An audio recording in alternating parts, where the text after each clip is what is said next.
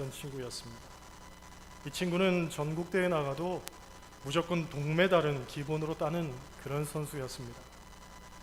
그만큼 실력이 출중했던 건 아니고 전국에서 그 체급 가진 선수가 4명밖에 없었기 때문에 거의 4명이 다 출전하는 경우는 없어서 출전만 하면 동메달, 한 번만 이기면 금메달 따는 친구였습니다.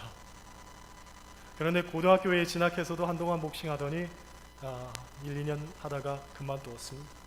더 이상 체격에 대한 어떤 이점이 없어졌기 때문이죠. 언젠가 제가 그 친구에게 물었습니다.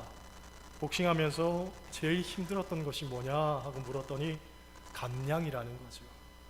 연습도 견딜 수 있고 얻어맞는 것도 참아낼 수 있는데 이 감량을 한다는 건 정말 사람이 할 일이 아니라는 거예요. 그런데 왜 감량을 합니까?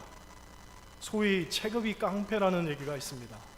체급에서 오는 차이는 어떤 연습도 실력도 극복하기가 대단히 어렵기 때문에 그렇습니다. 대한복싱연맹에서 올린 체급별 한계 체중표를 찾아보니까 체급을 이렇게 구분해 놓았습니다. 미니멈급은 47.600 이하, 그 다음 라이트 플라이급 48.980 이하, 플라이급은 50.800 이하, 슈퍼 플라이급은 52.160 이하, 벤턴급 53.520 이하, 슈퍼 벤턴급 55.340 이하, 패더급 57.150 이하. 계속 안 합니다. 그 위로 체급이 굉장히 많습니다. 구태여 제가 이 체급의 체중을 언급한 것은 자세히 들어보신 분들은 알겠지만 이 체급의 차이가 2kg 밖에는 안 됩니다. 많아도 3kg을 넘지 않습니다.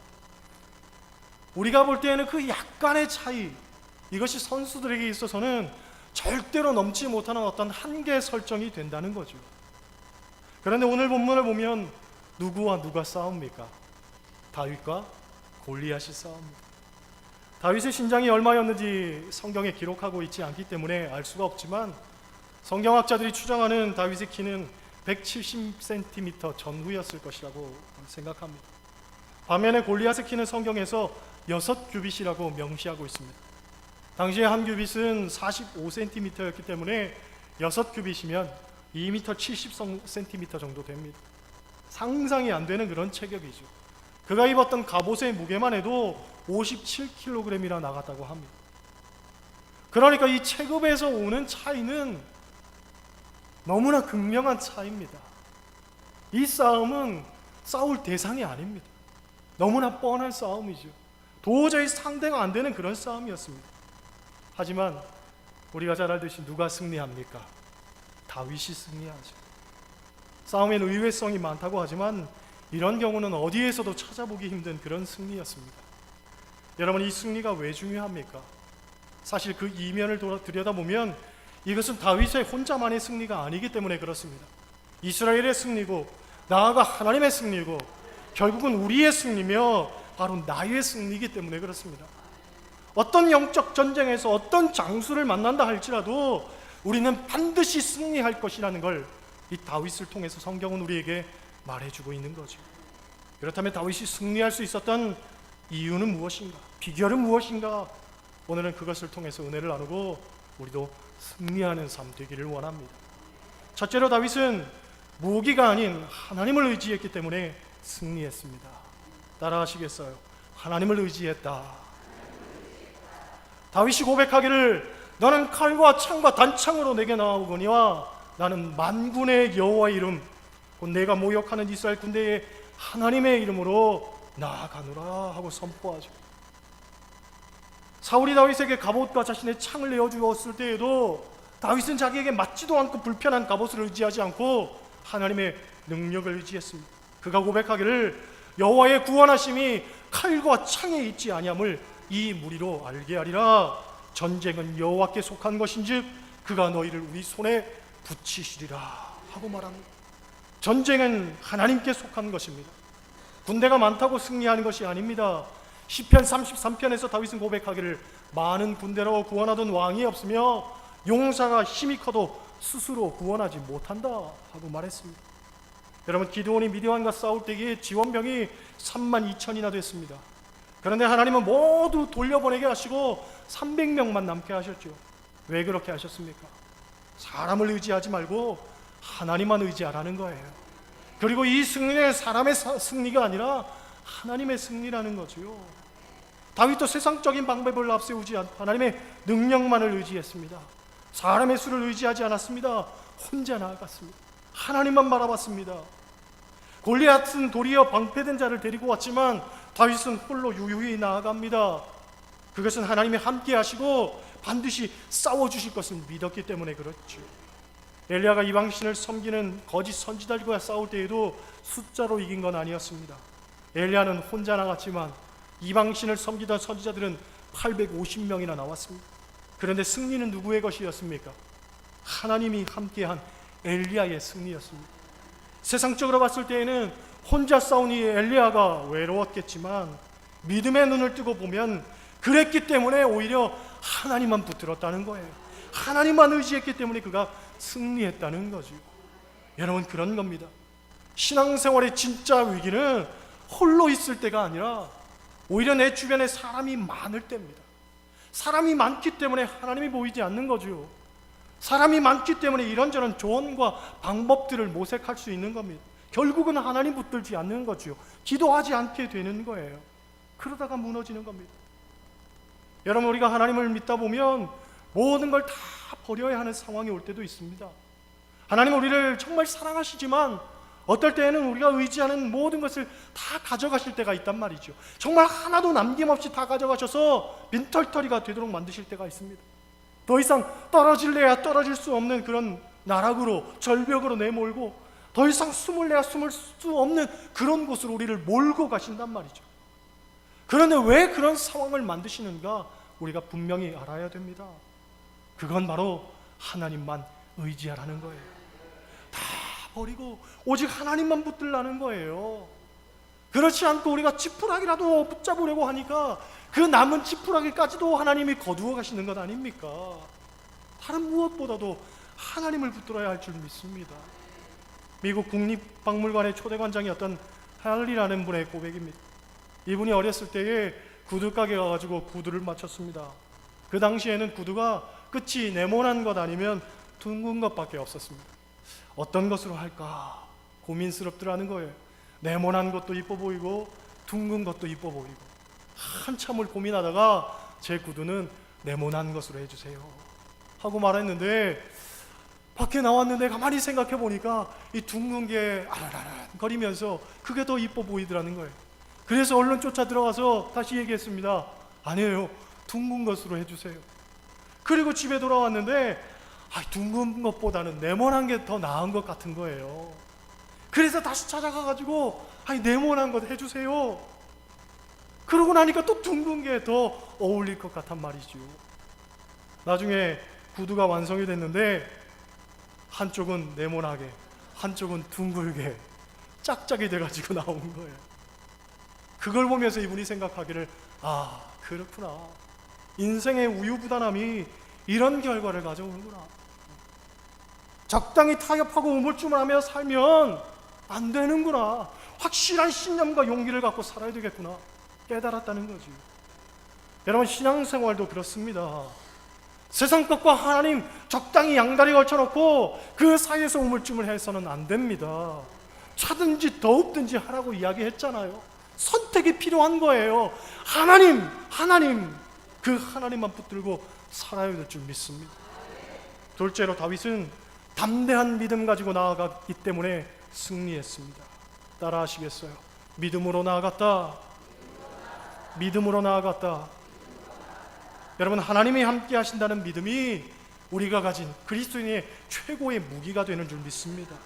아무리 부귀영화 가지고 세상적인 영화를 누리며 산다 할지라도 하나님 함께 하지 않으시면 그 인생은 실패한 인생, 불행한 인생으로 전락되지. 왜 그렇습니까? 우리의 삶은 이 땅이 전부가 아니기 때문에 그렇습니다. 오히려 이 땅에서의 삶은 잠깐이고 우리에게는 영원한 하늘나라가 있는 줄 믿습니다. 잠깐 누리는 것들로 인해서 하늘의 영원한 것들을 놓치고 산다면 그것보다 어리석은 인생이 어디 있겠습니까? 다윗이 골리앗에게 갈 때 가지고 간 무기는 물맷돌 5개가 전부였습니다. 그러나 그에게는 정말 중요한 보이지 않는 무기가 있었는데 그 무기는 믿음이라는 무기였습니다. 골리앗은 크고 장대했지요. 더구나 갑옷을 입고 투구를 썼기 때문에 공격할 만한 빈틈도 없었습니다. 그의 주위에는 수많은 군사들이 둘러싸서 호위하고 있었습니다. 이미 이스라엘 군대는 주눅이 들어서 싸우기도 전에 폐잔병처럼 쪼그라들어 있었습니다. 그 어떤 것도 다윗이 싸울 만한 기반이나 여건이 되지 못했습니다. 더구나 모두가 만류하는 상황이었죠. 아무도 내 편이 되어줄 사람은 없었습니다. 그런데도 다윗은 담대하게 나아갑니다. 오직 하나님만 믿고 하나님만 붙들고 그분이 내 편이 되어주실 줄 믿고 나아간 거예요. 여러분, 믿음이 중요합니다. 우리가 즐겨 부르는 찬송가 중에도 믿음이 이기네, 믿음이 이기네, 주 예수를 믿음이 온 세상 이기네 라는 그런 고백이 있습니다. 다른 게 중요한 게 아니에요. 믿음이 우리를 승리케 하는 원동력이 되는 줄 믿습니다. 이스라엘 백성이 가나안 땅에 들어갈 때에도 안악자손 때문에 겁을 먹었습니다. 골리앗과 안악자손은 같은 종류의 사람입니다. 모세가 보낸 정탐꾼 10명은 안악자손을 보고 겁을 먹지요. 그들에 비하면 우리는 메뚜기와 같아 하고서 포기를 해버립니다. 그들은 자기들이 안악자손 앞에서 메뚜기 같은 것만 생각했지 하나님 앞에서 그들이 메뚜기보다도 못한 존재임, 약한 존재라는 것을 보지를 못했던 거죠. 그들의 성곽이 아무리 튼튼해도 하나님 앞에서는 종이 조각과 같은 줄로 믿습니다. 여호수아와 갈렙은 그것을 본 거죠. 하나님이 함께 하시면 이길 수 있다. 그들은 우리의 밥이라. 믿음을 갖고 나아갔더니 결국 승리하게 된 거죠. 여러분, 다윗은 하나님이 함께 하신다는 믿음을 갖고 나아가 승리했습니다. 사울은 풍채가 좋고 키가 크고 위엄이 있었지만 하나님이 그를 버리시니 점점 악하여 가다가 악신이 그에게 들어가서 결국 자살로 생을 마감했다고 하죠. 그러나 다윗은 2세의 말째 아들이 어린 소년 목동이었지만 하나님이 함께 하시니까 사자나 곰의 입도 찢고 골리앗도 이겼고 통일 왕국의 위대한 임금이 되었던 것입니다. 우리도 믿음으로 나아가기를 소원합니다. 세 번째로 다윗은 하나님의 영광을 위해서 싸웠습니다. 따라하시겠어요? 하나님의 영광을 위해서 싸웠다. 그가 나아갈 때에 하나님의 이름이 할례받지 못한 이방인에게 모욕당하는 것을 보고 전쟁에 나아갑니다. 인기를 얻고 명예를 얻기 위해서 목숨 걸고 싸운 게 아닙니다. 동기가 순수했죠. 하나님의 이름을 위해서 나아갔습니다. 존 웨슬리 목사님은 그리스도인의 완전을 말하면서 동기의 순수성을 강조합니다. 그리스도인은 동기가 순수해야 된다는 거예요. 다윗은 명예나 권력을 얻기 위해서 싸운 게 아닙니다. 왕이 되려고 나가서 싸운 게 아닙니다. 오직 하나님의 영광을 위해서 싸웠습니다. 여러분, 우리의 신앙생활의 목표도 하나님의 영광을 위한 동기에서 해야지 자기 체면이나 자기 이름이나 자기 공로를 위해서, 자기 이기심을 위해서 무엇을 해서는 안 된다는 거죠. 신앙생활 열심히 하는 분들 중에서도 이것을 혼동하는 분들이 있습니다. 하나님의 영광을 위한 내가 아니라 자기 의, 자기 영광, 자기 공명심에 일하는 거예요. 사람들이 칭찬해 주는 게 좋아서, 사람들이 알아주는 게 기뻐서, 또 내가 이 정도 하면 하나님께서 나를 축복하시겠지 착각하는 거죠. 그러다가 환난이 오고 어려운 상황에 맞닥뜨리면 대번에 불평부터 합니다. 내가 이 정도 했으면 하나님 나를 축복하셔야지, 왜 내게 이런 어려움을 주시나, 왜 이런 곤고를 주시나 하고 원망하는 거죠. 여러분, 신앙생활은 오직 하나님의 영광입니다. 이것은 환경이나 상황에 얽매이지 않습니다. 어떠한 상황 속에서도 하나님의 영광이 우선이라는 거예요. 예수님의 삶을 보세요. 그분의 삶도 한마디로 하나님의 영광을 위한 삶이었습니다. 예수님은 십자가조차도 하나님의 영광으로 받아들였습니다. 그렇지요? 예수님도 인성을 가진 사람이었기 때문에 십자가의 고통을 면하기를 바랐습니다. 피할 수만 있다면 이 십자가를 피하고 싶었습니다. 하지만 이것이 하나님의 영광을 위한 것이라면 기꺼이 내가 십자가 짊어지겠다 받아들이신 거죠. 내가 죽어야 인류가 산다면 기꺼이 내가 십자가의 그 죽음을 선택하겠다. 내가 십자가를 짐으로 말미암아 오직 하나님의 영광을 내가 드러내고 나타내겠다 했던 것이 주님의 모습이었습니다. 여러분, 지금 개신교가 사회의 존경을 받지 못하는 것도 우리가 하나님의 영광을 온전히 앞세우지 못했기 때문에 그렇습니다. 그렇죠? 교회 지도자들이 그렇고 예수 믿는 그리스도인들이 그런 겁니다. 목적을 혼동한 거지요. 나를 위한 하나님이 아니라 하나님을 위한 내가 되어야 하는데, 나의 편만함, 나의 어떤 영달, 나의 이기심, 나의 잘 먹고 잘 삶, 그것을 위해서 하나님을 내 편으로 끌어들이려고 했던 거죠. 거기서부터 문제가 꼬이기 시작했던 거예요. 여러분, 하나님의 영광을 위한 내가 되어야 할 줄 믿습니다. 비록 내가 고난을 겪고 곤고를 당하고 어려움과 박해 가운데 직면한다 할지라도 하나님의 영광을 가장 먼저 내가 선택하며 살아야 되는 거예요. 제 친구 목사가 서울에서 영어 통역 설교를 했습니다. 그런데 어느 신약에 나오는 말씀이 잘 이해가 되지 않았습니다. 미국에서 신학자를 초청해서 설교를 듣는 것이었는데 교인들이 잘 모르는 것 같아서 대충 넘겼습니다. 그런데 설교를 마치고 나오는데 선배 목사님이 질책을 하더라는 거예요. 책망하더라는 거지요. 김 목사, 너는 내 체면만 생각했지 하나님의 말씀을 제대로 통역하지 않았어. 모르면 다시 물어서 확인하고 하나님의 말씀을 통역하는 것이 이게 목사의 자세인데, 다시 물으면 자기 체면에 손상이 올 것 같아서, 자기 지식의 짧음과 한계를 인정하는 것 같아서 그냥 두루뭉실하게 넘겼던 거죠. 아닙니다. 나는 부끄러움을 당할지언정, 나는 숙치를 당할지언정, 나는 다른 사람들에게 어떤 비난을 당할지언정, 그것을 통해서라도 하나님께 영광이 된다면 우리는 하나님의 영광을 먼저 선택하는 것이 너무나 당연하고도 마땅한 일인 줄 믿습니다. 그래서 사도 바울은 뭐라고 고백합니까? 너희가 먹든지 마시든지 하나님의 영광을 위하여 살아라. 할렐루야. 그치요? 내가 불이익을 당한다 할지라도, 내가 수치를 당한다 할지라도 하나님의 영광이 먼저라는 거예요. 하나님의 영광을 내 뒤편에 접어두고서 나의 안위와 나의 영달과 나의 편만함, 나의 이기심을 앞세운다면 그건 절대로 그리스도인의 모습이 아닙니다. 그렇잖아요.